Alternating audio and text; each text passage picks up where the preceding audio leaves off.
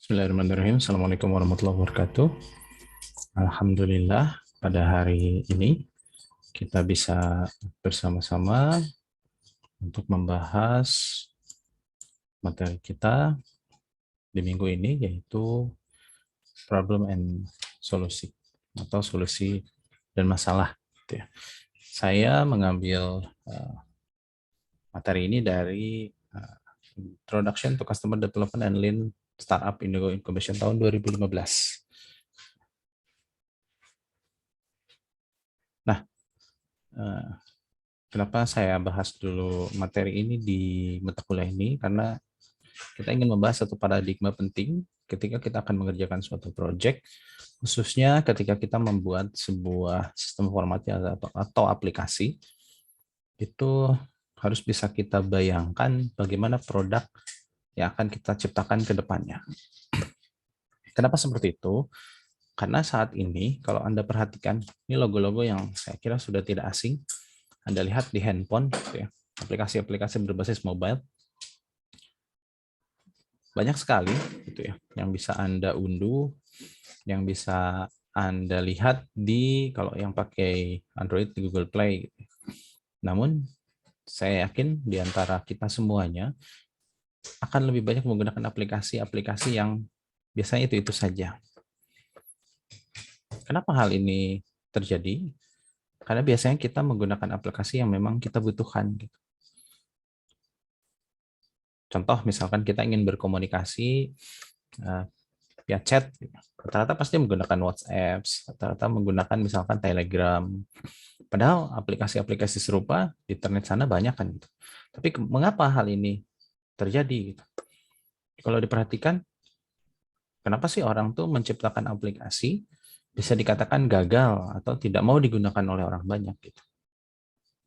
Justru cenderung orang tuh menggunakan ya itu saja. Dan kalau dilihat banyak aplikasi yang bagus tapi orang tuh tidak mau menggunakan. Jadi bisa kita katakan hal ini juga sebagai produk yang gagal karena orang tidak mau menggunakan. Dan bisa dikatakan hanya sebagian kecil saja yang sukses. Kenapa dikatakan sebagian kecil? Ya, kalau Anda perhatikan rata-rata mobile chat pakainya WhatsApp, Telegram. Kalau yang ingin apa lain-lain biasanya jarang gitu, hanya sebagian kecil saja yang pakai. Gitu kan? Karena ini gitu. Kebanyakan dari kita ketika menggunakan aplikasi-aplikasi tadi itu butuh sesuatu hal yang bisa dikatakan value lah, butuh value. Artinya kita menggunakan aplikasi itu sebagai suatu solusi dari masalah yang kita dapatkan. Sehingga value di sini bisa dalam bentuk kita butuh aplikasi tersebut atau kita memang ingin menggunakan aplikasi tersebut. Yang paling utama adalah tadi sesuai dengan kata yang digarisbawahi. Value dirasakan pengguna ketika produk menjadi solusi bagi permasalahan mereka. Nah, kalau kita perhatikan menurut Kamus Besar Bahasa Indonesia, problem atau masalah adalah sesuatu yang harus diselesaikan atau sesuatu yang harus dipecahkan. Atau masalah itu adalah suatu soal atau persoalan. Ya, sedangkan permasalahan adalah hal yang menjadi masalah, hal yang dimasalahkan atau persoalan itu sendiri. Kalau menurut buku Information Technology Project Management, masalah itu adalah situasi yang tidak diinginkan yang dapat mencegah organisasi untuk mencapai tujuan. Jadi problem itu ya harus ada solusinya kan gitu. Nah, setiap orang biasanya memiliki permasalahan, kebutuhan dan keinginan masing-masing. Sehingga ini yang bisa kita lihat menjadi suatu value. Oke. Punya masalah, masalah setiap orang berbeda-beda. Punya kebutuhan, kebutuhan setiap orang juga berbeda-beda. Punya keinginan, keinginan setiap orang juga berbeda-beda. Jadi value itu bisa disesuaikan berdasarkan hal-hal ini. Nah, contoh, gitu ya, kalau dilihat dari pengguna, dulu mungkin ada yang kenal logo ini. Ini betul adalah BlackBerry Messenger. Saya dulu juga pernah sempat menggunakan aplikasi ini. Cukup bagus untuk digunakan gitu ya. Hanya saja kalau kita mengetik karakternya dibatas gitu kan. Hanya 160 karakter kalau tidak salah sekali chat. Namun ini menjadi satu aplikasi mobile chat yang cukup handal pada waktu itu. Kemudian kelebihannya adalah, nah ini value yang pada saat itu memang dibutuhkan orang. Kalau kita kirim pesan by SMS biasa kan kita nggak tahu ini pesan itu memang dibaca atau tidak oleh lawan chat kita gitu kan. Kalau terkirim atau tidak kan biasanya ada notifikasi pesan terkirim gitu. Pesan tidak terkirim atau gagal. Tapi kita tidak tahu apakah pesan ini terkirim lalu dibaca orang atau tidak. Itu kita tidak tahu. Nah, BBM pada saat itu menghadirkan hal tersebut. Jadi kita bisa tahu nih, orang ini sudah mendapatkan pesan kita dan juga membaca pesan kita. Ada R kan gitu ya logonya waktu itu. Kalau dibaca, kalau terkirim itu centang 2 kali gitu. Biasanya seperti itu kan. Dan juga kita bisa mengirim pesan ke beberapa orang sekaligus dalam satu tim, satu grup gitu. Atau broadcast lah istilahnya dulu. Jadi cukup handal pada saat itu. Hanya, nah ada kelemahan kan gitu.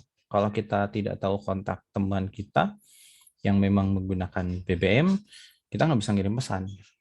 Alias dibatas oleh yang namanya PIN waktu itu kan gitu, PIN BB. Nah, boleh dong minta PIN BB-nya gitu, supaya kita bisa chat dengan teman kita tersebut. Tren kan pada saat itu ya tukar-menukar PIN BB gitu ya. Nah, tapi bagi yang orang dengan pergaulan yang lebih luas, ingin punya teman lebih banyak, biasanya terbatas tuh. Kalau hanya nanya PIN satu-satu kan repot.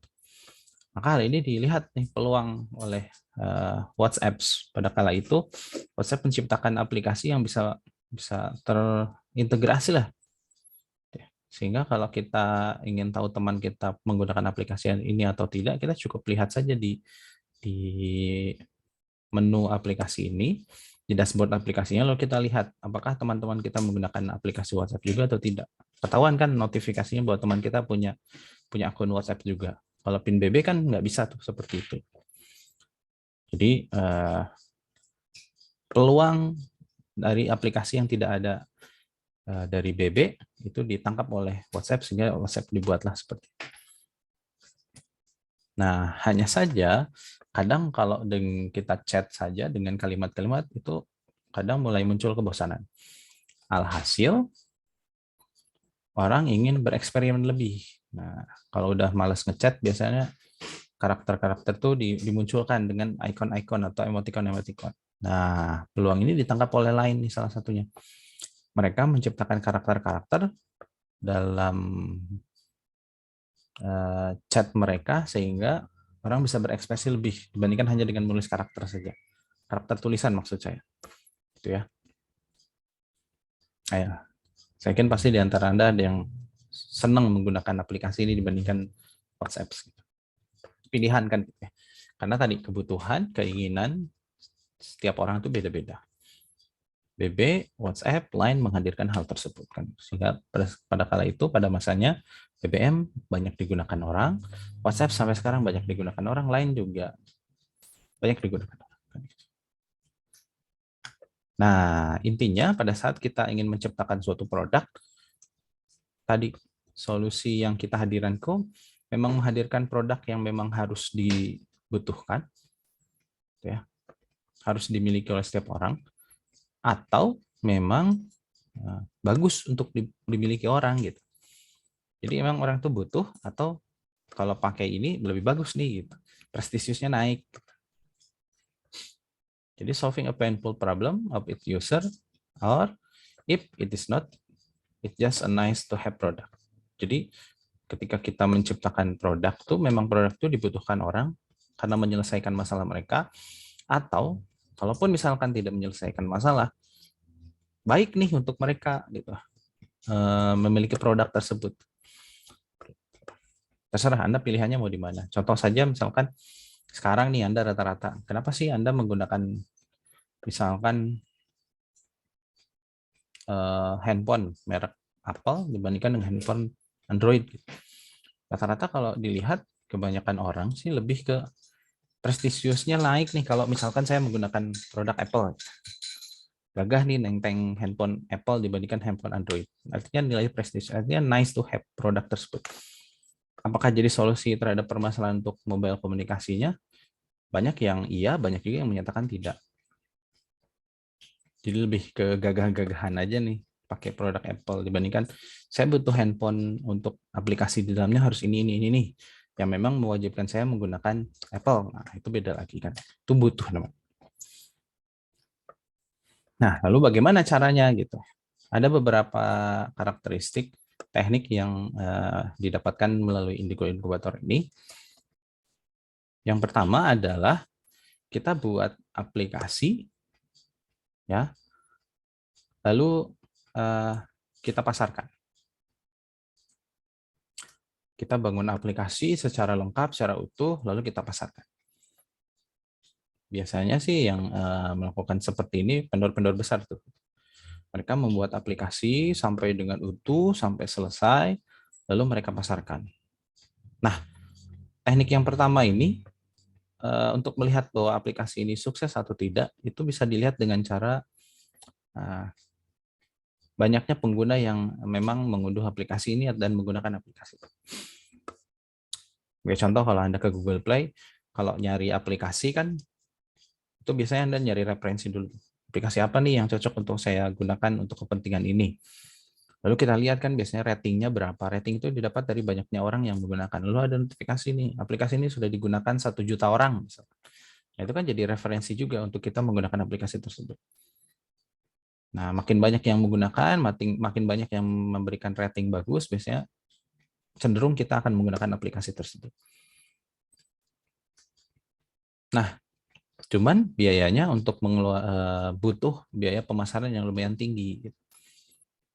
Kalau dilihat dari rate-nya, teknik yang pertama ini butuh waktu kurang lebih 12 bulan alias 1 tahun dalam pembuatannya.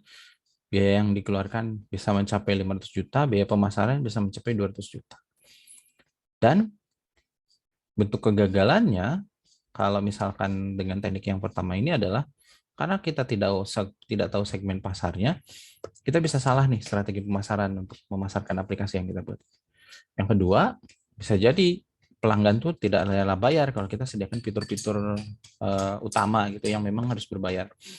Yang ketiga, mungkin saja pengguna tidak akan suka aplikasi. Dan yang keempat, pengguna tidak butuh aplikasi ini juga mungkin terjadi karena kita tidak tahu pasar aplikasi ini seperti apa. Itu cara yang pertama. Cara yang kedua, kita bangun aplikasi, lalu kita uji dulu pengguna. Nah, ini lebih mending nih dibandingkan dengan teknik yang pertama. Dengan teknik yang pertama, tadi kan kita bangun aplikasinya lengkap, lalu kita pasarkan. Kalau ini sebelum dipasarkan, si aplikasi kita uji dulu ke pengguna-pengguna. Gitu ya, terbatas tentunya. Fungsinya untuk apa? Kita melihat respon dari pengguna ini, pengguna pertama ini, atau user yang memang di setting untuk sebagai pengguna pertama, itu untuk lihat respon mereka bagaimana, fitur-fitur yang tersedia di dalamnya seperti apa. Berdasarkan respon mereka, nanti kita bisa lihat, oh cocoknya nanti aplikasi ini kita pasarkan untuk segmen pasar yang mana.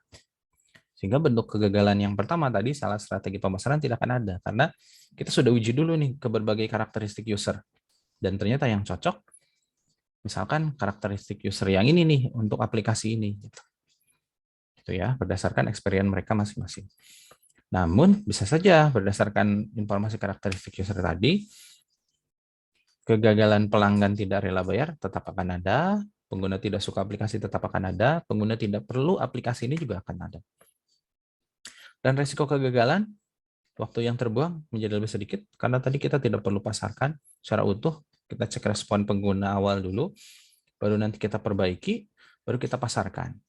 Nah, lalu biaya pengembangannya tidak akan terlalu besar. Kalau di sini rate-nya 100 jutaan.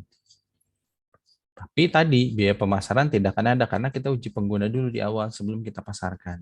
Nah, karena kita tahu segmen pasarnya cocok di mana, biaya pemasaran bisa mengurangi risiko di dalamnya. Nah, yang ketiga adalah lebih bawahnya lagi tuh, kita bikin prototipenya dulu. Sudah kita buat prototipe, kita uji ke pengguna. Jadi belum sampai aplikasi full jadi gitu. Kita uji di beberapa platform tertentu, prototype fitur-fitur tertentu yang memang utama misalkan, lalu kita uji ke pengguna gitu ya, terhadap fitur-fitur utama, dan kita lihat experience mereka terhadap fitur yang sudah kita sediakan itu seperti apa. Sehingga berdasarkan respon tersebut, kita bisa lihat nih, segmen pasarnya jadi yang mana, kemudian fitur yang harus ada secara utuh itu ada apa saja, kita bisa buat. Sehingga bentuk kegagalan salah strategi pemasaran tidak akan ada, pelanggan tidak rela bayar tidak akan ada, karena kita nanti bisa tahu, oh segmen pasar ini loh yang bersedia untuk misalkan membayar kalau kita sediakan fitur lebih, yang memang fitur tersebut berbayar. Tapi pengguna tidak suka aplikasi masih tetap ada, pengguna tidak perlu aplikasi masih tetap ada. Nah, risiko kegagalannya jadi lebih sedikit nih, waktu yang terbuang, ya kurang lebih 3 bulan, gitu ya. Biaya pengembangannya di bawah 30 jutaan. Tapi biaya pemasaran tidak akan ada, karena kan kita masih baru bikin prototype, baru uji pengguna. Gitu ya. Ada teknik yang 4. Jadi sebelum kita buat produknya, kita uji konsep dulu nih. Ya, kita uji konsep dulu, kita uji dulu nih kebutuhan pengguna terhadap aplikasi. Mereka butuh aplikasi tuh yang unik tuh yang seperti apa gitu. Sehingga nanti berdasarkan karakteristik user yang misalkan kita wawancara tadi, kita bisa tahu nih user ini butuh yang seperti ini, user ini butuh yang seperti ini. Lalu kita global, kuantitatif, kita jumlahkan berapa banyak nih karakteristik orang seperti ini yang memang butuh fitur seperti ini. Nah, berdasarkan hal tersebut, kita tahu nih kita harus butuh untuk membuat aplikasi yang seperti apa dengan fitur-fitur yang bagaimana. Kita nanti buat nih, untuk yang gratisan kita bikin fiturnya yang begini, untuk yang memang berbayar fiturnya seperti apa kita sediakan. Bahkan bisa kita buat dua-duanya gitu. Ada satu aplikasi, di dalamnya ada 2 fitur yang memang satu untuk diakses gratisan, satu lagi berbayar. Nah, itu kita bisa buat seperti itu. Sehingga risiko kegagalannya sangat lebih sedikit. Waktu terbang bisa misalkan kurang lebih 3 hari, tergantung eksperimen setiap tim yang nanti akan menguji konsep atau developer. Biaya pengembangan tidak akan terlalu besar karena kita baru menguji konsep. Kita butuh hanya untuk wawancara gitu ya kepada orang-orang. Artinya di sini kita punya ide tersebut kita tawarkan ke orang seperti apa, lalu kita wawancara. Tapi biaya pemasaran tidak akan ada karena produknya toh belum ada gitu ya. Apa yang mau kita pasarkan kan produknya belum ada. Tapi bentuk kegagalan salah strategi pemasaran tidak ada karena tadi kita belum pasarkan, produknya juga belum jadi, pelanggan tidak rela bayar juga tidak akan ada, pengguna tidak usah ke aplikasi juga tidak akan ada. Tapi pengguna tidak perlu aplikasi bisa saja terjadi. Karena kita tawarkan konsep, orang nggak butuh konsep itu ya udah bisa saja terjadi ya. Nah, ini cara yang kelima yang lebih lebih murah gitu. Jadi sebelum kita bikin aplikasi, kita nggak punya ide bikin aplikasi apa yang sesuai kebutuhan pengguna, caranya kita poin yang kelima nih. Kita eksplorasi dulu customer, kita wawancara dulu customer, kita gali ide-ide dari customer. Itu ya. Sehingga butuh orang-orang yang memang keahlian menggali informasi kepada orang. Kita gali nih, setiap orang ini punya masalah tidak, dan mereka menginginkan ada solusi tidak dari masalah tersebut. Yang nantinya bisa kita kumpulkan ide-ide tersebut dan bisa kita nasbihkan menjadi sebuah aplikasi. Karena kita tahu misalkan problem customer seperti apa dan solusi yang mereka butuhkan seperti apa, kita buat jadi sebuah produk. Nah, ini risiko kegagalannya untuk waktu terbuang kurang lebih tidak lebih dari 1 hari. Kita wawancara customer dalam 1 hari itu kan bisa. Kita dapatkan idenya apa, solusi yang mereka inginkan apa. Biaya pengembangan tidak akan ada karena kita belum buat aplikasi, biaya pemasaran juga belum ada. Nah, seluruh bentuk kegagalan yang tadi muncul di cara pertama sampai keempat itu tidak akan muncul karena kita baru menggali ide dari customer di sini kan. Oke. Jadi lebih hemat. Cara keempat, cara kelima ini lebih hemat dibandingkan dengan 1, 2, 3 yang tadi. Ya. Nah, jadi di sini stop building the cool app, itu ya, but start building the right app. Jadi di sini kita diharapkan untuk memang membuat aplikasi itu yang memang dibutuhkan orang, sesuai dengan kebutuhan orang. Ya, bukan kita membuat aplikasi yang memang ya cocok dipakai orang, belum tentu kan gitu. cocok ini berapa banyak kita nggak tahu. Cool, aplikasi yang hanya sekedar bagus itu belum tentu bagus itu menyelesaikan permasalahan orang. Ya, baik. Itu saja untuk materi hari ini. Terima kasih banyak atas perhatian Anda semuanya. Saya Heri. Assalamualaikum warahmatullahi wabarakatuh.